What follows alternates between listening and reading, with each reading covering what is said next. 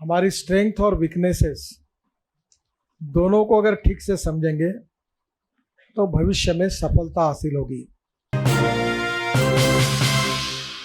मैं आप सबको विशेष रूप से धन्यवाद दूंगा, अभिनंदन करूंगा कि अपने अपने क्षेत्र में, जिसे हम जैविक खेती बोलते हैं, ऑर्गेनिक खेती बोलते हैं, या मैं ये कहूँगा कि केमिकल फर्टिलाइजर और पेस्टिसाइड से समाज को मुक्ति देने का काम आप जो कर रहे हैं, ऐसे सभी विशेष रूप से इनिशिएटिव लेकर काम करने वाले सभी अतिथिगण और किसान भाइयों और बहनों, सबसे पहले जिनको पुरस्कार मिला है और जो लोग ऐसे कामों में भाग लेते हैं, ऐसे सभी लोग यहाँ उपस्थित हुए हैं, मैं हृदय से आप सबको सबसे पहले बहुत बहुत धन्यवाद देता हूँ, अभिनंदन करता हूँ, शुभकामनाएं देता हूँ। एक बात बहुत महत्वपूर्ण है, जो चैलेंज हमारे सामने है, हमारी स्ट्रेंथ और वीकनेसेस दोनों को अगर ठीक से समझेंगे तो भविष्य में सफलता हासिल होगी।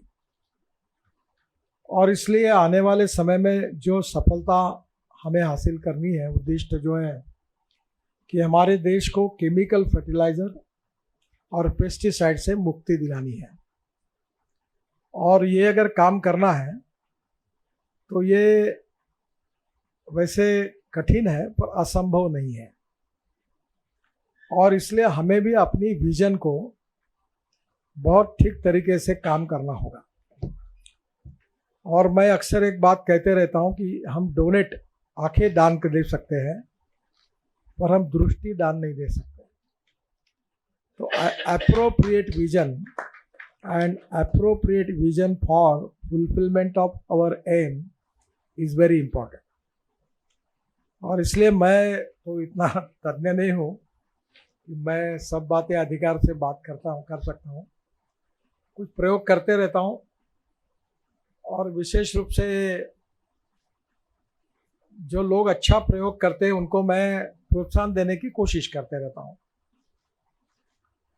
तो निश्चित रूप से आप सब लोग जो है आज जो आए हैं, वो आपके प्रयासों से निश्चित रूप से सफलता हासिल होगी।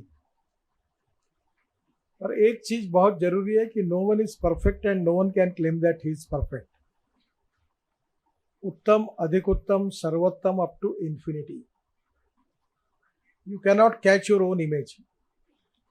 हमारे बीच में कोई पूर्णांक नहीं, हम सब अपूर्णांक है। तो हम सब लोग मन में एक बात रखें कि मैं बोल रहा हूँ यही सच है और मैं बोल रहा हूँ यही सही मार्ग है। ऐसा हमारे में से कुछ लोगों का आग्रह होता है और उसमें कुछ निश्चित रूप से उनका अध्ययन, चिंतन और सक्सेस भी वैसे ही होता है। पर मैं ये मानने वाला में से हूँ कि एब्सोल्यूट टेक्नोलॉजी अभी तक नहीं है, क्योंकि नॉलेज ये पावर है। और दो चीज़ों का मैं अपने इसमें लगातार सबके सामने जिक्र करते रहता हूँ कि innovation, entrepreneurship, science, technology, research, skill and successful practices, we name it as knowledge, and conversion of knowledge into wealth is the future। तो आप सबके पास जो टेक्नोलॉजी है, जो अनुभव है, जो सक्सेसफुल प्रैक्टिसेस है, that is a power, that is a knowledge power. और ये नॉलेज जो है ये हर समय बदलते रहता है। जो कल है वो आज नहीं, आज है वो कल नहीं। जैसे आज यहाँ किसान मिल रहे हैं, मैं देख रहा हूँ धोती वाले कितने हैं, ये लुंगी वाले हैं। अगर यही कार्यक्रम आज से अगर 40 साल पहले होता तो यहाँ मेजोरिटी धोती पहने हुए लोगों की होती। तो ये क्या है कि ये एक ट्रांसफॉर्मेशन है और हमें सोशो इकोनॉमिक ट्रांसफॉर्मेशन करना है। और इसलिए हमें एप्रोप्रिएट टेक्नोलॉजी का उपयोग करके हमारे उद्दिष्टों को साध्य करना है। तो पहले conversion of knowledge into wealth अगर करना है तो कैसे करें, और वो आपकी जैविक खेती एक नॉलेज एज ए पावर है। तो इसमें कोई तांत्रिक, अभी डॉक्टर राजपूत साहब का इंस्टीट्यूट है, आप भी काम कर रहे हैं, ये लोग रिसर्च कर रहे हैं। ये जो सब रिसर्च हो रहा है इसमें दो चीज़ें इंपॉर्टेंट हैं। एक है प्रूवन टेक्नोलॉजी। दुनिया में आप कहीं भी जाओ, अमेरिका में जाओ, जापान में जाओ, जर्मनी में जाओ, कोई भी काम करो, प्रूवन टेक्नोलॉजी, यानी टेक्नोलॉजी प्रूवन चाहिए। जो आप कह रहे हैं वो 101% प्रूवन चाहिए, प्रूवन टेक्नोलॉजी। दूसरी बात, इकोनॉमिक वायबिलिटी, एक्सपेंडिचर कॉस्ट कितनी है और प्रोडक्ट बेचकर मिलने वाला प्रॉफिट कितना है, इसके बीच में जो मिलेगा that is called as profitability, economic viability. हम बहुत आइडियल है। ये गोबर से पेंट बनाने का मैंने आग्रह किया, इसका बहुत सुंदर पेंट है, एस्ट्रोलाव है इसमें, पर ये अभी ये अच्छा चला रही नहीं। दिल्ली की पार्लियामेंट में आपको पहले भी छत्तीसगढ़ से पहुंचा है। मैं जरूर कोशिश करूंगा। ये मैं ये जो चाहता हूँ ऐसा है कि हमारे गोबर का पेंट लेने के लिए हम लोगों के पास नहीं जाए, लोग हमारे पास आए। अभी ये 100-150 यूनिट शुरू हो गए। ये पेंट मैंने अपने घर पे लगाया और जितनी कंपनियां मार्केट में हैं उनसे अच्छा ये डिस्टेम्पर और ऑयल पेंट, ये हमारा गोबर से बना हुआ पेंट है। अब ये धीरे धीरे एक आदमी यूज़ करेगा। अब मेरे ऑफिस में मैंने यूज़ किया, तो अब मैं मेरे बिल्डिंग पे यूज़ कर रहा हूँ। तो धीरे धीरे क्रेडिबिलिटी, क्वालिटी, ऑनेस्टी, ये 21वीं सदी के बिजनेस के सबसे बड़े ऑर्नामेंट्स हैं। तो अब ये पॉपुलर होने वाला है और निश्चित क्योंकि आधे प्राइस में है और क्वालिटी अच्छी है, तो मुझे लगता है कि इकोनॉमिक वायबिलिटी है।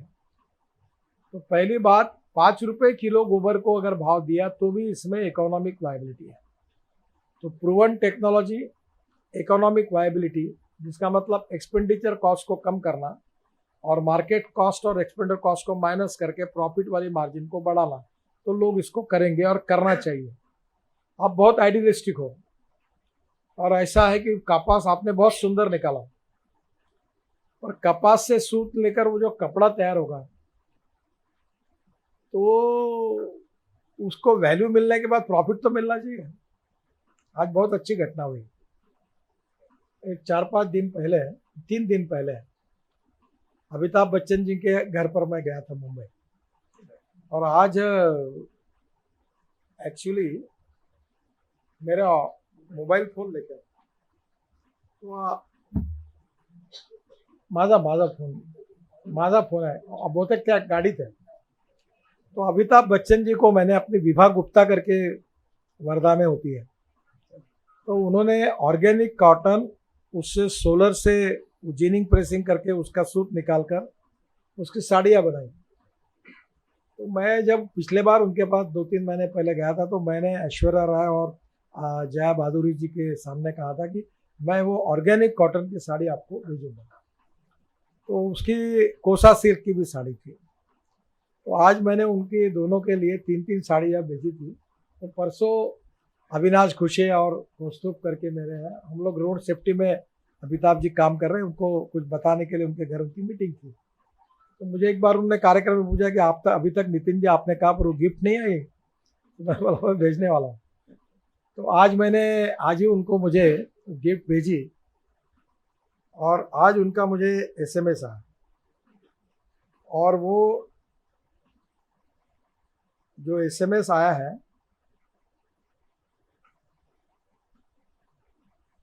अमिताभ बच्चन, नितिन जी अपना आभार प्रकट करना चाहता हूँ, अद्भुत उपहार आपने मुझे भेजे हैं, अनेक अनेक धन्यवाद। पत्र लिख रहा हूँ अलग से, अमिताभ बच्चन। तो मैं आने के पहले मुझे उनका, अब प्रॉब्लम यह है कि हमारी बनाई हुई वर्धा की चीज उनके पास गई और उनको पसंद आई, तो वो साड़ी भी बहुत अच्छी है, मैंने बहुत लोगों को दी। तो पहली बात तो ऐसी है कि प्रूवन टेक्नोलॉजी, इकोनॉमिक वायबिलिटी के साथ क्वालिटी, डिजाइनिंग एंड पैकेजिंग, 3 बातें भी इम्पोर्टेंट है। अगर आपका कपड़ा अच्छा है और डिज़ाइन खराब है तो फायदा नहीं है। अब कुछ लोगों को लगता है कि सब मुझे ही समझता है, ये एक बहुत बीमारी है। जो ईमानदार और अच्छे लोग हैं उनकी एक फिलॉसफी होती है कि आई नो एवरीथिंग। तो जो कपड़ा तैयार कर सकता है वो डिजाइन नहीं कर सकता, और डिजाइन कर सकता है वो कपड़ा नहीं तैयार कर सकता। और वो बोलता है मेरे को मालूम है, मारो टप्पा। तो डिजाइनिंग में भी खासियत होती है। मैं जब एमएसएमई का मंत्री था तो मैंने 3-4 महिलाओं को सिलेक्ट किया था। उसमें एक महिला थी बीना रमानी, उनकी उम्र 80 साल की। एक बिना टोन करके, ये बिना का गीतमाला होती है, वो लंदन में उनके पिताजी उसके मालिक थे। और शम्मी कपूर करके एक फिल्म एक्टर था, उनका नाम सुना होगा, उनकी वो प्रेमिका थी। तो बाद में वो अमेरिका में थी और वो फैशन डिजाइन में काम करती। दूसरी थी दिलशाद, वो जो फिरोज खान, संजय खान, अकबर खान जो उनकी बहन थी, वो कश्मीर के नवाब की थी, उनकी उम्र 74 साल की। और तीसरी रितु बेरी थी। तो मैंने सबको बुलाया और कहा कि खादी पे क्या डिजाइन करने से मार्केट मिल सकता है। तो उन्होंने नए स्टाइल में वो उसका डिजाइन बना के दिया। तो पहली बात तो ऐसी है कि इकोनॉमिक वायबिलिटी के लिए क्वालिटी, डिजाइनिंग और पैकेजिंग, 3 बातों की आवश्यकता है। तो 3 बातें होगी, प्रूवन टेक्नोलॉजी, बाद में इकोनॉमिक वायबिलिटी, और उसके बाद इकोनॉमिक वायबिलिटी के साथ, प्रूवन टेक्नोलॉजी के साथ मार्केटेबिलिटी। अब मार्केटेबिलिटी के लिए ये 3 चीजें आवश्यक है, और चारों चीजें होंगे तब यशस्वी होगी। अच्छी क्वालिटी है और मार्केटेबिलिटी खराब है तो कुछ नहीं हो पाएगा। तो हमें हमारी फिलॉसफी और टेक्नोलॉजी को बेचना है, और इसलिए हम ये चारों निकषों पर सही है कि नहीं है ये देख लो एक बार। हम ये कॉस्ट, एक्सपेंडिचर कॉस्ट को कैसे कम करें, और हमारी प्रॉफिटेबिलिटी, फिनिश प्रोडक्ट को वैल्यू एडिशन कैसे करें, उसमें खूब प्रॉब्लम्स हैं। मार्केट खड़े करने पड़ेंगे हमारे, इसको एक्सपोर्ट करना पड़ेगा, पैकेजिंग करना पड़ेगा, लार्ज स्केल पे लगेगा। फिर 10 आदमी ईमानदारी से काम करेंगे, एक आदमी उसमें कुछ झूठा डाल देगा, पूरी इंस्टीट्यूट बदनाम हो जाएगी। तो बहुत प्रॉब्लम है। तो मैं आपको यही कहूँगा कि ये चारों बातों के आधार पर अपनी प्रोडक्ट को ब्रांडिंग करके हम लोग धीरे धीरे मार्केट में पेशेंस के साथ अगर क्रेडिबिलिटी तैयार करेंगे तो होगा। शॉर्टकट मारेंगे तो शॉर्टकट कट यूज शॉर्ट। हमारे बीच में ऐसे लोग हैं जो ऑर्गेनिक का ठप्पा मार के बेच देते हैं, बदनाम हो जाते हैं। तो ये स्ट्रिक्टली होना चाहिए। और इसमें 2 बातें और कहूँगा कि सीड एंड फर्टिलाइजर, इसमें काफ़ी चेंजेस हो रहे हैं। ऑर्गेनिक में भी काफ़ी रिसर्च हो रहा है, अभी काफ़ी लोग काम कर रहे हैं। मैं वहाँ दुकानें देखा, वहाँ काफ़ी लोग रिसर्च कर रहे हैं। पर रिसर्च कैसा चाहिए? नीड बेस्ड रिसर्च चाहिए। अगर ये इंस्टीट्यूट में अगर बोइंग का विमान कैसा हो इसका रिसर्च, तो हमको क्या फायदा है नागपुर में? ये इम्पोर्टेंट है, चंद्र पर किसको जाना और क्या होना। हमको हमारे एरिया के डेवलपमेंट का रिसर्च हमारे काम का है। Need based research and reason based research. जहाँ चावल होता है वहाँ चावल पे रिसर्च करने में मजा है।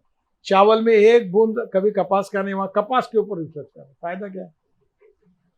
तो कभी ना कभी एक देखो कि एक दूसरी बात है। तीसरी बात, वेस्ट निकलता है गेहूं।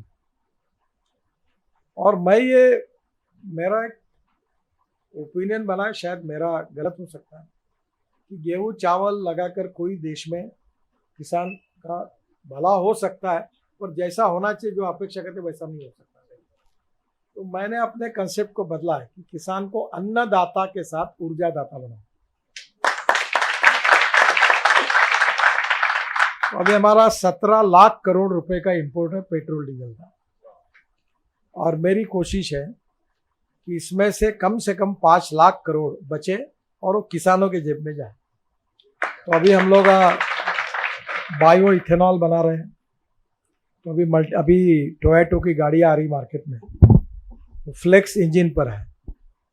फ्लेक्स इंजन का मतलब 100% पेट्रोल और 100% बायो इथेनॉल। इथेनॉल का रेट 60 रुपये, पेट्रोल का 120 रुपये। तो अब इथेनॉल डालेंगे और 40 ट्रक की वो बिजली तैयार करेगी। कैमरी नाम की उनकी मॉडल है, उसका मैंने अभी मेरे घर पर है वो। तो वो 25 रुपये लीटर पेट्रोल का भाव है, अगर उसका कॉस्ट निकाली तो वो एकदम पॉपुलर हो जाएगा। तो हमारे देश में फ्लेक्स इंजन की स्कूटर बजाज की आई है, टीवीएस की स्कूटर मोटरसाइकिल, बजाज की स्कूटर, हीरो की, तीनों की आई है। और अब इथेनॉल के पंप खोलना है। अभी हम 10% पेट्रोल में डाल रहे हैं, तो 450 करोड़ लीटर ही होता है। जब 20% डालने का निर्णय किया तो हमको 1000 करोड़ लीटर चाहिए। तो हम शुगर के जूस से इथेनॉल में, शुगर हमारे पास सरप्लस है। हमारे देश में 280 लाख टन, वो शरद जोशी जी कहते थे कि ग्लोबल इकोनॉमी का स्टडी करके तय करो क्रॉप क्या लगाना है। हमारे यहाँ गांव में ऐसा, एक ने 5 नंबर की हाइब्रिड लगाई, पूरा गांव 5 नंबर लगा। एक ने H4 लगाया, पूरा गांव H4 लगा। एक ने H6 लगाया, पूरा गांव वही लगाता है। एक वेराइटी है, सब वो बिन्नी बिन्नी कर वही लगा देते। तो उन्होंने कहा ग्लोबल इकोनॉमी में डिमांड एंड सप्लाई में क्या रेशियो है वो देखो। अब हमारे देश में आज किसकी जरूरत है? तो आज हमारे देश में शुगर सरप्लस है। हमारे देश में 280 लाख टन शुगर की जरूरत है और इस साल हमारा प्रोडक्शन 360 लाख टन हुआ, यानी 80 लाख टन ज्यादा सरप्लस। और पिछले साल का 60 लाख टन, यानी 80 और 60 140 लाख टन सरप्लस। अब शुगर कोई लेवाले ही नहीं, और लेवा तो एमएसपी से नीचे प्राइस। मक्के की प्राइस एमएसपी से नीचे, चावल की प्राइस एमएसपी से नीचे, गेहूं की प्राइस एमएसपी के नीचे। बीच में हमने काफी बड़े प्रमाण पर सरकार ने अनाज दिया, नहीं तो अनाज चावल रखने के लिए जगह नहीं थी। और जो खाद्य तेल है उसमें हमारा 1.5 लाख करोड़ का इंपोर्ट है। सोयाबीन, सूर्यफूल, फली, सरसों, अभी सरसों का इस साल एकरेज बढ़ा है। तो तेल में हमारी जरूरत है। तो प्रॉब्लम यह है कि अब हमको ग्लोबल इकोनॉमी में डिमांड एंड सप्लाई का अध्ययन करने वाला किसान चाहिए, एक बात। दूसरी बात, जो क्रॉप पैटर्न बदलकर हम कराएंगे तो उसमें से हम वैल्यू एडिशन किस में कर सकते हैं। आगे फ्रूट वेजिटेबल्स में है, तो हम जैसे अभी संतरे से ये नोगा ने एक मुरब्बा बनाया, उसमें साल यूज किया है। तो एक वॉलमार्ट करके वर्ल्ड की बड़ी कंपनी, उसका डायरेक्टर मेरे पास आए थे, तो मैंने उनको वो संतरे का मुरब्बा दिया। तो टेस्ट करते करते उन्होंने पूरी बाटली खा ली, इतना उनको पसंद है। बहुत अच्छा है वो, पर वो मार्केट नहीं कर पाते। इसलिए प्रॉब्लम ये है कि हमें, जैसे बोलते हैं ना, कॉटन से कपास, कपास से सूत, सूत से कपड़ा। अब मैं कोशिश कर रहा हूँ कि पूरे विदर्भ में कपड़े की फैक्ट्री खुल जाए और पूरा माल जाए बांग्लादेश। अब जो किसान हंस रहे विदर्भ के, इसका कारण है बांग्लादेश में लोग हमको कपास खरीद रहे हैं। जिस दिन वो खरीदना कम करेंगे उस दिन अपने भाव 3-4 हजार एकदम पूरा आ जाएंगे। तो मैंने वर्धा में समुद्र लाया, ड्राई पोर्ट, और पूरा अभी एक नई ये खोली है कि यहाँ से जहाज से जाएगा कंटेनर हल्दिया, और हल्दिया में बार्ज में लाकर नदी के द्वारा जाएगा बांग्लादेश। 3 पोर्ट चुने हैं, और वहाँ बांग्लादेश से बात करके वो सब जमा, अभी 2-4-8 दिन में कंटेनर चालू हो जाएंगे। तो हमारे जो हिंगन घाट में हम जाम में पलटते हैं ना, वो मोहता की मिल है, वो 300 कंटेनर ग्रे क्लॉथ बांग्लादेश भेजते हैं। हमारा सूत, हमारा जीनिंग प्रेसिंग किया हुआ कपास जाता है, और अभी जो जाता है कपास वो यहाँ से JNPT जाता है, JNPT से कोलंबो जाता है श्रीलंका, और कोलंबो को चक्कर मार के जाता है ढाका, चिटगांव पोर्ट। अब उसमें 5 लाख कंटेनर का खर्चा, इसमें 1.5 लाख का है। तो गुजरात की कपास की तुलना में हमारी वायबिलिटी बढ़ जाएगी। तो पूरा कपास विदर्भ से खरीदे होगा तो यहाँ भाव मिलेगा। तो अब वो चेन हो गई। तो अभी धीरे धीरे कपास भेजने के बजाय सूत भेजें, सूत भेजने के बजाय कपड़ा भेजें, और कपड़ा भेजने के बजाय बांग्लादेश का पूरा वर्ल्ड नंबर 1 पर है रेडीमेड गारमेंट। तो हमारे देश का रेडीमेड गारमेंट नंबर 1 पर क्यों नहीं जाता? तो बिग बाजार वाला मेरे पास आया, कहा कि मैं बांग्लादेश में मैंने 25,000 लोगों को काम दिया। मैं नाराज हूँ तुमसे, वहां क्यों दिया, यहाँ क्यों नहीं खोलते हो? बोले यार कॉस्ट नहीं पूरा। क्या हमारे यहाँ सिलाई मशीन नहीं है, सीखने वाले लोग नहीं है? जो लोग वो कर सकते वो हम क्यों नहीं कर सकते? तो हमें हमारे किसान के उत्पादन से लेकर फिनिश प्रोडक्ट तक मार्केटिंग करेंगे तो वैल्यूडेशन होगा। ये दूसरी इंपॉर्टेंट बात है। अगर आपने ये शुगर में ये गुड़ बना रहे हैं और इसका रेट कितना है अभी? 140 रुपये, और हम शक्कर बेच रहे 33 रुपये किलो। ये इनको 140 दे रहे में इसका कॉस्टिंग इनका 40 रुपये के अंदर है। पर नहीं, अच्छा बात है, कमाना चाहिए, पर ये ऑर्गेनिक है, इसको लेने वाला एक क्लास है, इसकी मेहनत है। तो आज इसमें ये अगर गन्ना बेचने के बजाय अगर इसका गुड़ का मार्केट होगा तो 10 जगह पर स्टोर में जाएगा, इसका ब्रांड हो जाएगा, तो ये गन्ने वाले को 5,000 रुपये टन भाव दे सकते हैं। इसलिए वैल्यू एडिशन हमारे प्रोडक्ट का कैसा हो ये सोचो। दूसरा, वैल्यू एडिशन इतनी भी कीमत मत रखो कि गिरा के नहीं तुम्हारे पास आए। 4,000 रुपये किलो का घी और कोई लेता ही नहीं। दूध हमारा 200 रुपये लीटर है। तो धीरे धीरे ये भी देखो कि मार्केट और आपके बीच में कौन सा रेट है, तो ये ठीक से चल पाएगा। तो मुझे लगता है कि हमारा बहुत अच्छा फ्यूचर है। आप लोग काम कर रहे हैं, हम लोग माधव का सत्कार हुआ, माधव और हम लोग मिलकर हम लोग पानी में काम करते हैं और कुछ क्षेत्र में पानी की बहुत बड़ी समस्या है। तो आप में से जो लोग जल संवर्धन में काम करते हैं, एक किताब है, अभी मैंने अकोला में पंजाबराव कृषि विद्यापीठ में 36 तालाब बनाए। अभी देशमुख साहब वहीं के हैं, तो वही बोरगांव में तालाब बनाए, तो उसके आजू बाजू के जितने खेड़े थे 30-40 खेड़ों में वाटर लेवल बढ़ गई और वहाँ कुछ नहीं होता था, वहाँ वो नींबू के बगीचे आ गए और किसान पैसे कमाने लगे, पानी आ गया। तो पानी, हमारे पास पानी की कमी नहीं है, तो हमारा जो है दौड़ने वाले पानी को चलने के लिए लगाओ, चलने वाले पानी को रुकने के लिए लगाओ, और रुके हुए पानी को जमीन को पीने के लिए लगाओ। गांव का पानी गांव में, खेत का पानी खेत में, घर का पानी घर में। और हमने बहुत प्रोजेक्ट किए, अभी वर्धा में किए, इधर उधर किए। वैसे मैं विद्वान ने, मुझे अभी 3 डिलीट मिली है और 2 उसमें से एग्रीकल्चर साइंस के लिए मिली है। तो मैं इतना विद्वान नहीं हूँ, पर यही काम हम लोग कर रहे हैं। तो उसमें मेरा आपसे सुझाव है कि एक तो पानी, खेती के लिए 4 चीज़ें पानी चाहिए। अब पानी अगर 24 घंटे होगा, 5 हाउस पावर की 7 हाउस पावर की मोटर चलेगी तो प्रॉब्लम है। दूसरी बात, बिजली चाहिए। मेरी पत्नी बोलती है हमारे यहाँ इतना बिजली का प्रॉब्लम है। मैं कोई टिका टिप्पणी नहीं कर रहा सरकार में, तो वो बोले कांदे के रोए थे वो भी सूख गए, ये भी सूख गए। तो मैंने कल भारत सरकार की एक योजना में 3 सोलर पंप 7.5 3 पंप लिए, तो बहुत सस्ते में मिले। वो योजना चालू है, तो कल ही मैंने अपने 7-12 देके, वो सबको मिलता है। तो आप सोलर पंप कर लीजिए, ताकि सुबह 8 से लेकर शाम को 6 बजे तक पानी एश्योर्ड मिल जाएगा। क्योंकि अब ये बिजली वाला पानी इतना घाटा है, सरकार को 6,000 करोड़ घाटा होता है साल का किसानों को बिजली देने से। वो बोलते हैं कि more generation more losses, no generation no losses, लफड़े में बंद कर। तो ये प्रॉब्लम उनका भी जुनैन है। तो इसलिए मेरा सुझाव है कि सोलर पंप खरीद लो। बाद में आपके गांव में जितने नदी नाले, उनका खोलीकरण, रुंदीकरण करो, पानी को रोको और जमीन में पानी पीने की कैपेसिटी को बढ़ाओ। अभी हमने तालाब बनाए, पुराने तालाब खोलीकरण किए।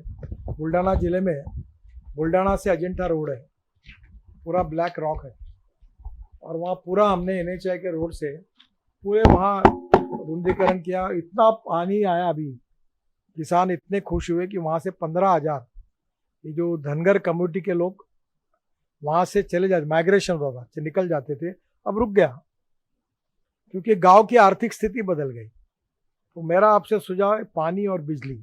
फिर है सीड में आप ही लोग बहुत काम कर रहे हैं, पर सीड में बहुत फर्क है।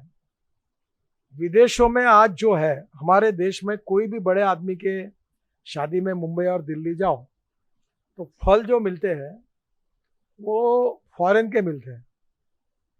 अभी हमारे नासिक में सह्याद्री फार्म है, उन्होंने स्पेन से जाति लाई। अब रिसर्च हमारे लोग भी कर रहे हैं। तो वर्ल्ड में जो चाहिए वो क्वालिटी का हमारा फ्रूट होना चाहिए। उस क्वालिटी की सब्जी होनी चाहिए तो मार्केट मिलेगा। तो मेरा आपसे अनुरोध है कि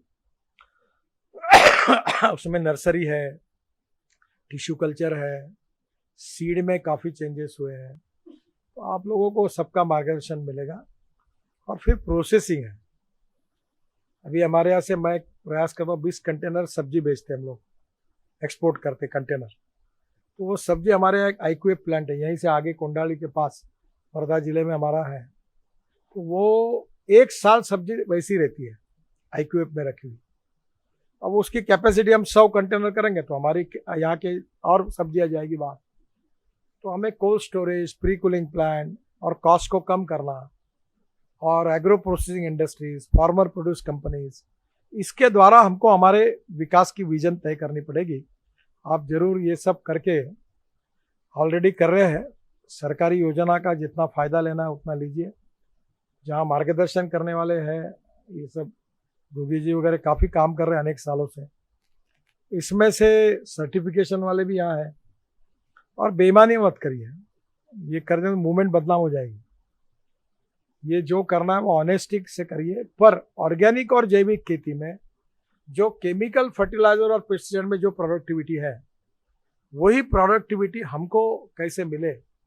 ये अभी कल मेरे पास एक राका करके आए थे, नागपुर के हैं, और वो बड़ौदा में उनकी फैक्ट्री है, और वो अमेरिका में और कनाडा में 40-60% रोड के लिए वो टेक्नोलॉजी देते हैं, बिटुमिन बनाते हैं।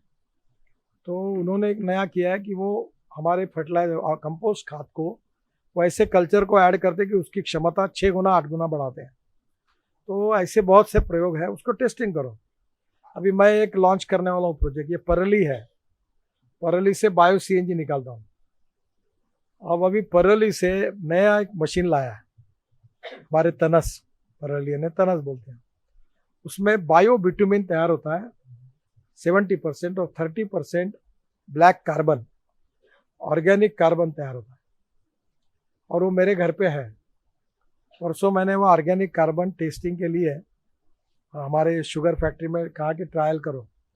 और कल मैंने वसंत दादा शुगर इंस्टीट्यूट के लोग मेरे पास आए थे, शिवाजीराव देशमुख पूना से, उनको भी दिया है। तो हमारे भंडारा, गोंदिया, चंद्रपुर जिले में है पड़ा हुआ।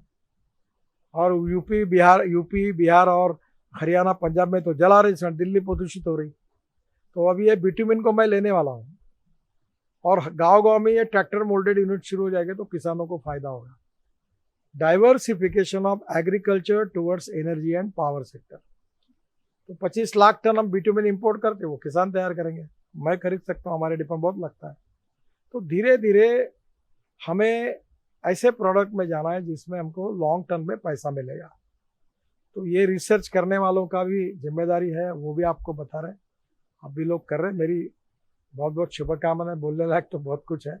कल से हमारा एग्रो विजन भी है, तो आप जरूर आइए, उसमें आपका भी मार्गदर्शन करिए। और हम सबको बुलाते हैं, वर्कशॉप भी लेते हैं दूध के ऊपर, गन्ने के ऊपर। कल मैं मेरे खेत पर था, मुझे बहुत खुशी हुई कि दुनिया को ज्ञान बांटता था। मेरे यहाँ मेरी पत्नी देखती है खेती, तो कल मेरे यहाँ 1 एकड़ में 77 टन गन्ना हुआ। तो पहली बार हुआ। पर मैं, हमारे कारखाने में भी 25-30 लोग ऐसे जो 100 टन के ऊपर गए। मैं अपना 55 पे 60 पे ही काम कर रहा था, आज मेरे खेती में हुआ। तो मैं उनसे सीखने की कोशिश कर रहा हूँ। तो मैं कल मेरे यहाँ का जो खेती देखता है उसको भी बोला यहाँ आने के लिए कि भाई तुम सीखो, क्या करने से हम लोग प्रोडक्टिविटी बढ़ा सकते हैं, कम खर्चा कर सकते हैं। तो नॉलेज का ट्रांसफॉर्मेशन करने का ही आज का कार्यक्रम है। और सबको समझ लो, सबके प्रयोग करो, जो सबसे अच्छा सक्सेसफुल होगा उसको फिर आगे इम्प्लीमेंट करते जाओ। इसी से अच्छाई पर किसी का पेटेंट नहीं है, यही सक्सेस का फॉर्मूला है। मेरे बहुत बहुत शुभकामनाएं आप सबको, धन्यवाद।